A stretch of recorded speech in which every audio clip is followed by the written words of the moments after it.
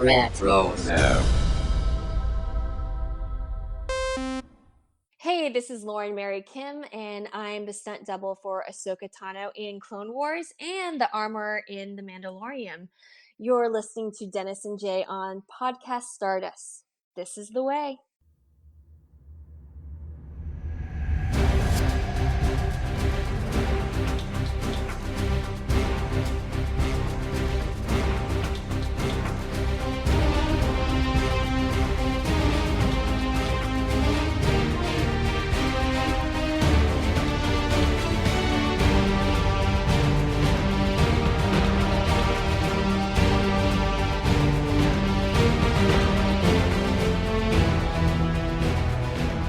Welcome to Podcast Stardust. This is the fully armed and operational podcast dedicated to Star Wars news, reviews, and discussion. I'm Dennis Keithley. And I'm Jay Krebs. And this episode of Podcast Stardust will feature some Star Wars questions and discussion and a segment we like to call Ask Me Anything Star Wars. Yes, we totally stole that from Reddit. But before we get into the questions, Jay, you want to go ahead and remind everybody where we can be found on social media? Well, I'm glad you asked, Dennis. We are on Facebook and Instagram at Podcast Stardust. Okay. The dish is aligned, the signal's boosted to maximum output, the shield is down, we are now broadcasting to the galaxy. So this is not exactly the same thing that you see on Reddit with the Ask Me Anything type of segments here. But what we do is Jay and I just come up with some questions to ask one another, various Star Wars topics. It's an opportunity for us to discuss things that don't really fit into our schedule or our format, or just really aren't worthy of an entire episode on their own, or they couldn't fill an entire episode on their own. So with that having been said, Jay, do you want the first question or should I ask you? Sure, I'll take the first question. All right, Dennis, here we go. Getting personal right away. Okay. If you ever got a Star Wars tattoo, what would you consider getting and where, if it's not too personal? So, yeah, I'm not a tattoo person here. I mean, if you like tattoos, and we have plenty of friends that do, more power to you. And I don't really mind them on other people. It's just not something for me. If I were going to get a tattoo, it would likely be on a shoulder or the back of the shoulder. And I think I would come up with something in Arabesh and maybe do like the silhouette of a lightsaber with it. So what exactly that would be, I'm not sure. I mean, there's things like, obviously, may the force be with you, or stuff like that. Alternatively doing something like, how about the silhouette of the Millennium Falcon, and then in Arabesh, never tell me the odds.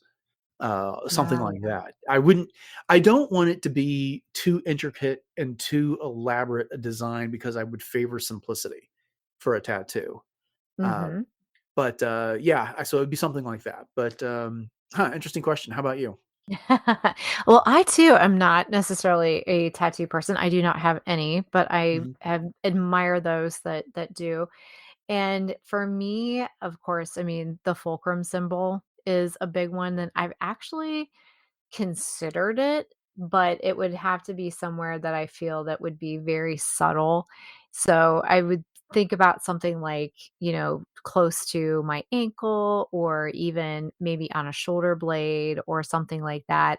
And, like, same thing as you, something that's in Orabash, maybe my favorite word, like hope, in Orabash or something of that nature. And I've often thought too about something that could mash together some of the symbolism from a few of the different cosplays that I do as well. I'm not quite sure exactly how I would do that, because there's so many different symbolisms that are there. But yeah, so those are just a couple of those that I've considered. But I think the fulcrum symbol is probably right there at the top of my list. Yeah, that's very fitting for you. That would make a lot of sense.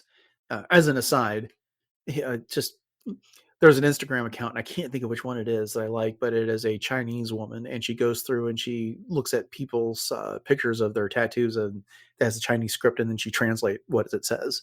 And it's clear that a lot of people are not getting a tattoo that says what they think it says. Frequently, it's just gibberish, but is what she tells you. But at any rate. Yeah. It's like, have you ever seen those? And I think we've talked about this before. There's some stores that are across the seas that, you know, how, like you said, when people get things that are in a different language that have a different alphabet, sometimes they Hmm. don't know what it says. Well, there's other ones that it's like, I hope you have a lovely day, or I hope you have a average day. And it's like, Uh-huh. you Yep. know, kind of the weirdest, you know, messages ever. Yeah. Yeah. All right. This question for you is kind of coming off of something we've been talking about a lot for the past 3 years. So, which do you prefer, the High Republic or the New Jedi Order, and why? Oh gosh, that is such a tough question because I have so many, you know, wonderful memories of the New Jedi Order. And of course, my favorite character ever, Tahiri Vela, came out of that. And, you know, some of those, you know, character studies that come out of that as well. And I definitely have that nostalgia piece that I'm attached to a lot of the New Jedi Order stuff. Hmm. But I will say that the High Republic has just been a lot more, I guess, cohesive in some ways in the storytelling, and something that's a lot easier to follow. Whereas some of the things that were happening within the New Jedi Order were like taking this and then taking that and trying to make them connected. But wow, gosh, that's a really difficult question. Oh, I would probably still keep the New Jedi Order only because I'm so attached to the nostalgia and Yeah, I'm just not saying because you have it to get has rid of classic one. characters. Yeah. But I would probably say overall, I probably New Jedi Order. So there's definitely some great things about both, but what about you? Yeah, I wrote this question because I knew there's no easy answer to this, and they're both the similarities. They're both massive publishing initiatives. The High Republic was novels, both adult, young adult comics for adults, and then the the younger version manga, audio dramas, and stuff like that, which I think gives it a nod in its favor. Hmm. I also agree with you that I think it is a bit more cohesive because it feels like the architects of the High Republic have all been working with each other and planning each other, and they had an entire retreat to plan this when it was just Project Luminous. And so they really got to map the whole thing out well in advance. Everyone was on board, knew where they were going. And so, yeah, it really works out well across all three phases with all of the details that they planned in early, in the middle, and in the end that mash up and make sense. So that's definitely got an advantage for it. Plus, it was all brand new characters. And so you never knew who you're going to lose and why. So they always had that added extra little bit of tension to it here. That being Hmm. said, New Jedi Order was killing off major characters but that was like what, 19 novels when it was all said and done. And so it was enormous of itself, but I also feel like it was just a bit more disjointed in that because I don't feel like and maybe I'm wrong and I just don't know about the background of the New Jedi Order as well as I do the High Republic. I love those books. I love that series. I was glued to it back in the early 2000s when they were doing this.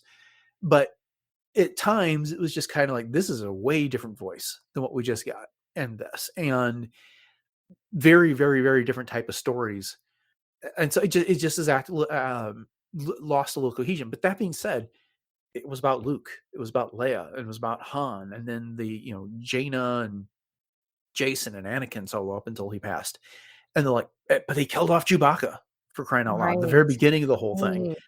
and so I don't know. It's it wasn't too long ago we read Star by Star because you were bringing up Tahiri Vela and we wanted to do a story about her. And I really, really enjoyed rereading that. But then I was like looking at some of the books that are around it. I was like, okay, that was a good one. That one was only average. I just feel like the High Republic to me, was just a bit more consistent with what it was putting out. So, anyways, I'm dancing around the answer to this question. And I think for me, it's the High Republic. when it's all said and done, because it was a new era of the galaxy.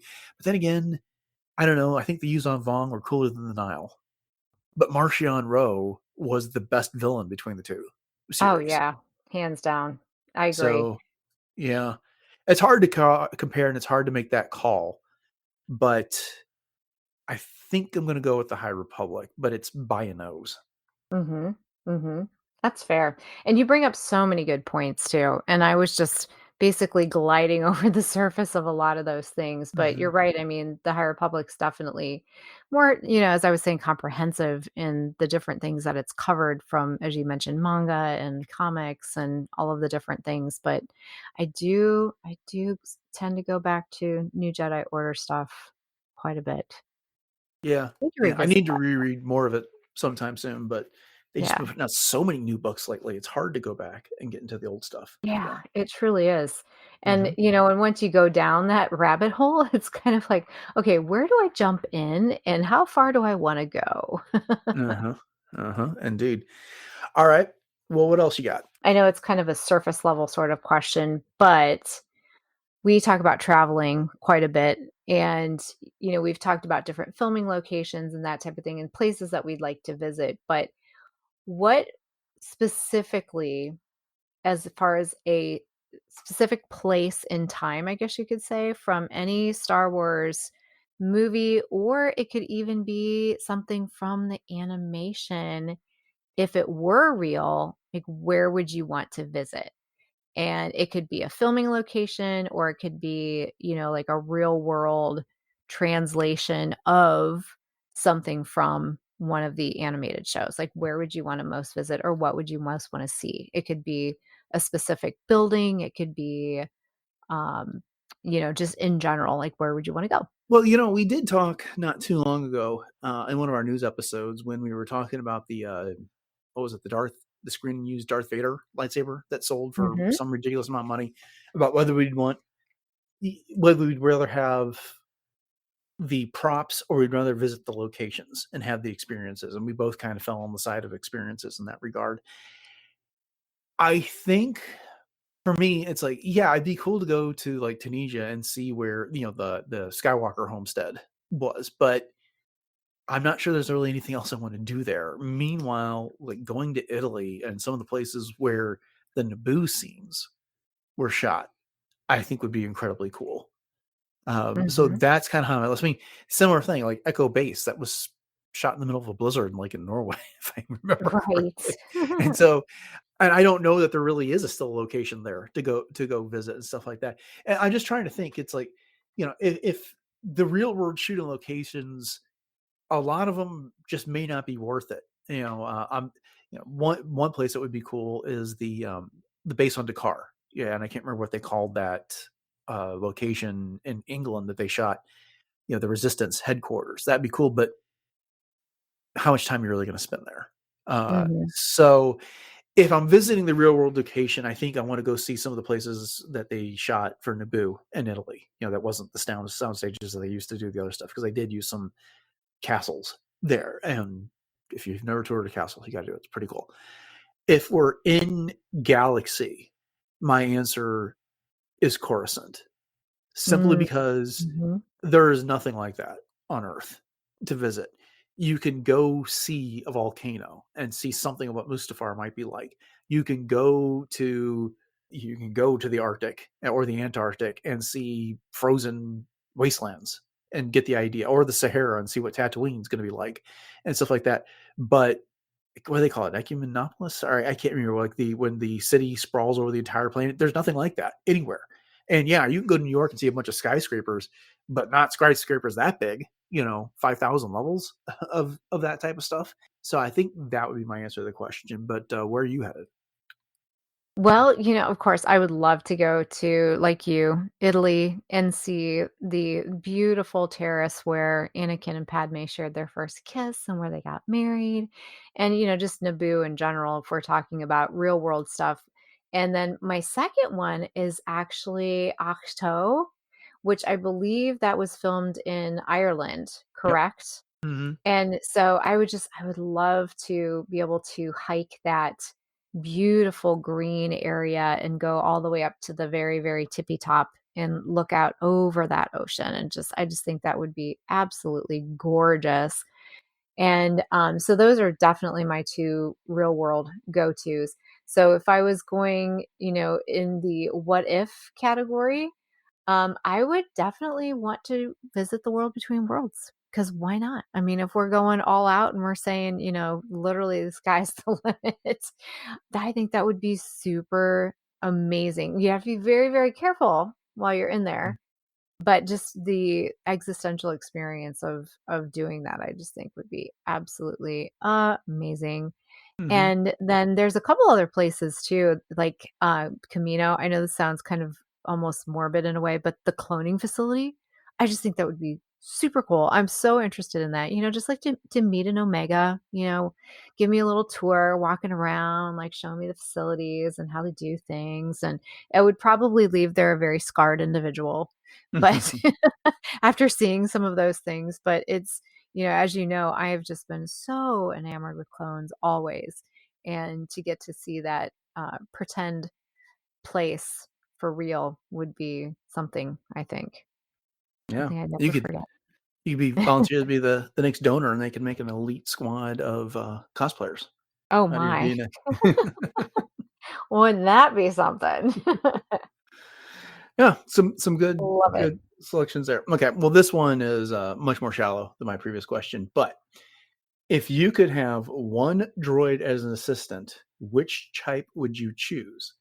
A protocol droid like C-3PO, an astromech like R2-D2, a BB unit like BB-8, a gonk power droid, or a battle droid. I'm not asking about a specific droid, so you don't get to pick R2-D2, you don't get to pick Chopper or that, but you get to pick the style of droid. What are you going to go with? Oh, wow. Okay. Well, you know me, I love me the droids. Um, I would want to be able to talk to the droid for sure. And so as much as I love BB units and, chopper type units and R2 type units and that type of thing, and I think that they're very gadget oriented and wonderful, I would need something that would be a little bit more interactive and human-like. So I would probably want to have either a protocol droid, something like C-3PO, maybe not Mm-hmm. just like him, but he's also very not mobile in a lot of ways. He tends to be a little bit clunky, and I just feel like I would always be waiting on him. So, I mean, if I could have something like, almost like a K2SO, like a reprogrammed, KX droid that would be all bronze and also have personality, or even like an IG-11 that is a reprogrammed assassin droid that is along those same kind of lines. And I know that that's crossing over into the almost like the what if category, but I would definitely want to have something a little bit more along those lines. Although having a B1 medical droid, or B2, is it B2? Mm-hmm. Yeah, medical droid, that would be very 1B. Yeah. helpful. Yeah, 2-1B, there you go. Would be Mm-hmm. extremely helpful because, it's always nice to have that kind of helpful hand. I'm always digging myself up some way, shape, or form. So that would be great. Or a chef droid. Boy, I'm all over the place. But it would have to be some sort of humanoid droid is what I would definitely choose. What about you?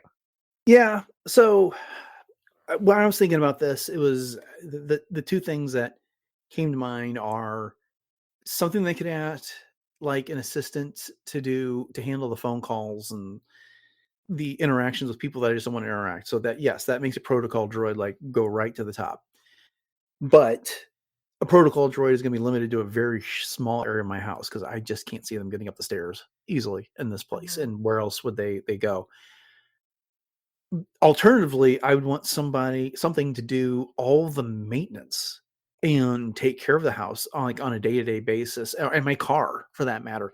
And so I was thinking, well, an astromech or a BB unit would be fantastic for that.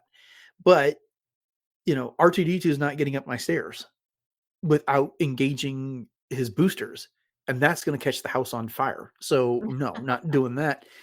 BB-8, meanwhile, can or a BB droid, Rolly, whatever you want to call it, has a little suction cups it can shoot out and use to pull itself around and the like. So the sky's the limits for him without completely destroying the house. And so, I feel like I'm always having to have an air conditioner looked at or some plumbing looked at somewhere, or something's going on with a car. How great would it be to have a mechanic slash handyman in the house that could handle that? Yeah. And the astromechs and the BB units can also drive. They pilot X-wings and the like. There's no reason they couldn't drive. If they can pilot an X-wing, there's no reason they can't drive my car. So that's, I think, what I settled on as a BB unit, which kind of surprised me because it's not my favorite droid by any stretch of the imagination. That would definitely be something like 3PO or R2D2. But for everyday practical life, in this world, I think the BB unit is the way to go for me. The other thing is like when you get to the K2S droids, they're 7 feet tall. They're not fitting in my car. They're barely fitting. They're barely fitting through the door of the house. So, anyways, that was my thought process. I like that. Yeah. So you're really breaking down like how it would fit into your personal parameters. I was just Mhm. thinking more of like the coolness factor, like the what if. Oh yeah, sure. But it's like the other thing, the protocol droid is like, I want to do the cooking. I like cooking myself, so I'm not turning that over to the protocol droid. And so like, there's a lot of phone calls and there's a lot of interactions I just don't want to deal with. And if I can tell 3PO to make that call and get it sorted out, then go for it. But Mhm.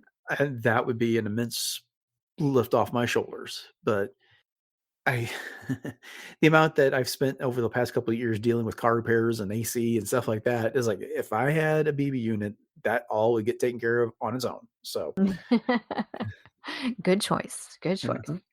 I All like right, it. next one from you. Okay, so this one I had on the back burner, and I don't think we've talked about this one before. Maybe something similar, but we're gonna see because you have the best memory, so I know you'll remember. So if you could choose a non-combat force power that you would use, what would it be? So I'm going to give you some choices. So Mhm. you've got either psychometry, Uh-huh. something like Cal Kestis or Quinlan Voss, um, battle meditation, force healing, animal bond or like beast control kind of stuff, force visions, force projection, kind of like what Luke did in The Last Jedi, or flow walking, what Jason Solo did in Legends. So what would you pick? Force healing of all Mhm. those. I mean, there's no chance I'm going to end up in any type of situation where I need battle meditation where I'm coordinating Mhm. anybody. Yeah, again, I'm thinking of current everyday life. Every day. Mhm. Yeah, Mhm. then I'm not in the Star Wars galaxy, which would change my answer to this question. Flow walking is interesting, but it seems like one of those abilities that takes a whole lot of resources and it's going to take some time to recover from and the like. Um, but yeah, I mean, with healing, especially at this age where it feels like every day I sleep wrong and I'm hurt the next day, being able to spend a little time in meditation and fix that, or take care of someone scrapes and boo-boos, a little bit of life force on that. That to me is the way to go. Seems like the most practical, useful ability out there. But what are you thinking? Well, if we're talking every day, then yeah, for sure the force healing because I'm with you. You just like move wrong and it's like, okay, there's a whole new set of aches and pains right there. And of course, I mean just your everyday little boo-boos like you said. But if we're talking in universe and even somewhat in real life too, because I just think this would be such a cool thing to have. And I think you probably know which one I'm gonna pick is psychometry Mhm. and just the ability to read the memories or the history of objects, I just think and I'm so into history. And of course, you know me and the backstories about everything and anything. But I do think you have to be really, really careful with what you do touch because as we've seen, this ties into things like memory, personal trauma, how the force was actually imprinted by the events that were surrounding that particular object. So I think that's something that you really have to be careful with how you use it and, as cool as it is, it definitely, all magic comes with a price. I'm thinking of Once Upon a Time. I love that show. But I also think the animal bond slash beast control just in even everyday life, because oftentimes I'm wondering what's going on in that little pea head noggin of my puppers, Mhm. and because they can't tell you what they're, we talk about this all the time with our own dogs. Like if they're sick, they can't tell you that they're sick. They can't tell you what hurts. They can't tell you their symptoms. And, and just I think the bonding via the force, like Ezra can do and Anakin can do, I just think that would be so incredible to be able to commune with animals. Yeah. I could see if you were a detective or with a police department, having the psychometry would be like really valuable. Yeah. Being able to walk into a crime scene and pick up some items, or you find the murder weapon and being able to figure out who used it and the like from Mhm. there, that would be absolutely invaluable. But I'm not doing any of those things. So, like I said, force healing for me. All right. Love Well, it. I'm going to end it with one that's because we're running out of time. With this, probably not going to be as in depth, but straight up, who do you prefer, Boba Fett or Din Djarin? Oh, wow. Just in general, or are we talking about a specific, time frame? Because if you're talking to me about Boba Fett in the book of Boba Fett versus Hmm. his younger years kind of thing, are we talking from just an overall personality likable standpoint, or are we talking about in the greater I picture of Star Wars? Like, what's your MO here? I asked this question in a very open-ended manner for a reason. So, Wow. Honestly, I gotta go with Boba Fett. I really do. And the reason is because I just feel like his story is one that is so closely tied into so much more lore in Star Wars in terms of how it's interconnected with obviously Jango Fett and all of the clones. And then if you look into even things like Legends, it's just so much more expansive, and there's so many different ways that you can, go with Boba's in story in terms of how, like I said, how where do you want to focus? Do you want to focus on him as, a youngling and look at him from the Clone Wars aspect? Or do you want to look more at the Book of Boba Fett, which I know the Book of Boba Fett sometimes gets a little bit of complaints from some of the fans. I loved it. Loved it, loved it, love it. I thought Tom Morrison did an absolutely fantastic job.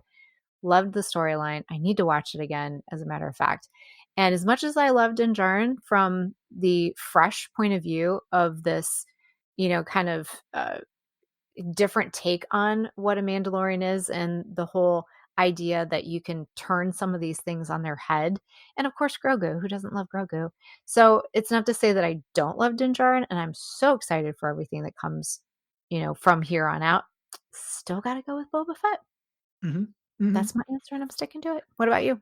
yeah, there's no right or wrong answer to this, Sure. and you can obviously consider whatever you want. But when I was thinking about this, I was like, okay, so when Boba Fett was introduced, he was the mysterious bounty hunter that had next to no lines across two movies, but he captured everyone's imagination. And then we really got to know a little bit more about him as a kid, out of all places, from Attack of the Clones. And then we saw him grow up a little bit over the course of the Clone Wars. And then he got reintroduced in The Mandalorian, and then he got his own series, Book of Fett. And so we learned more and more and more about him. And so I guess kind of the question is like, when did you like him best? When he was mysterious and we didn't really know anything about him? And I'm primarily talking canonically, in the movies, or The Empire Strikes Back, Return of the Jedi, or when we really got to learn more about him, when we found out he was a clone, um, or when he finally emerged in The Mandalorian and the Book of Boba Fett after we thought he perished in the Sarlacc pit from Return of the Jedi. For my money, his costume has always been cool, but I liked Din Djarin's first set of armor and his remake his new set of armor that we got to meet in the first season of The Mandalorian better than Boba Fett's original look because it's more complete as a set of armor. Boba Fett's updated look for the Book of Boba Fett is very, very, very cool though. So, he kind Mhm. of that glow up he got there did a lot for him. I thought that was an incredibly cool way to go. The thing is, it's like so many people have had so many different ideas what to do with Boba Fett that I don't think that they have all necessarily melded well together when you take everything into its entirety. There's times in the comics where he comes off as ruthless and cold-hearted in a way that's different than the way we saw him in the Attack of the Clones, the Clone Wars, and other, because by the time we get to the Book of Boba Fett, he's figured it out. It's people like Jabba are spending his and other mercenaries' lives like cash, and Mhm. and so he kind of reforms himself, and he becomes the major daimyo of Tatooine and Mos Espa in that area, and so he kind of goes from being a ruthless crime lord to someone who's looking out for his people. Okay, he's really turned over a leaf there. To me, Din Djarin, it, it benefits from the fact that he was introduced at a time where we knew what Mandalorians were. They added some twist to him, but he benefited from having a whole lot of world building and backstory for the galaxy established. And so I think he's been able to be a bit more consistent. And Disney and Lucasfilm have done a better job at keeping tabs on who this character is. Because remember when Adam Christopher was supposed to write a book about the Oh, yeah. Mandalorian? Mhm. And then they canceled that and they gave him Shadow of the Sith to write about Luke and Lando instead, because they wanted to tell that story on screen and they wanted to take more control of it, under Dave Filoni and John Favreau and the like. Mhm. So I think he's benefited in that regard. I'm leaning towards Din Djarin for simply that reason. I think he's got a tighter story that makes a little bit more sense. It's not been so disparately told across different medium over time. And yeah, I just kind of like the way he fits in with Mandalorian culture better than Boba Fett does with everything that he's been involved Mhm. in. Like, No, that's like I said, fair. no wrong answer, but Yeah. I mean, you can't go wrong with either one of them as far as I'm concerned. Oh, And heck it's yeah. always awesome going to Celebration and seeing the cosplayers that have dressed up as the both of them. So Oh, yeah. Yeah. yeah. I love armor. Just in Mhm. general, armor is amazing. Mhm. Mhm. All right. Well then, I think that's all we got time for today. But that was fun. Yeah, I'm it glad we always got to is.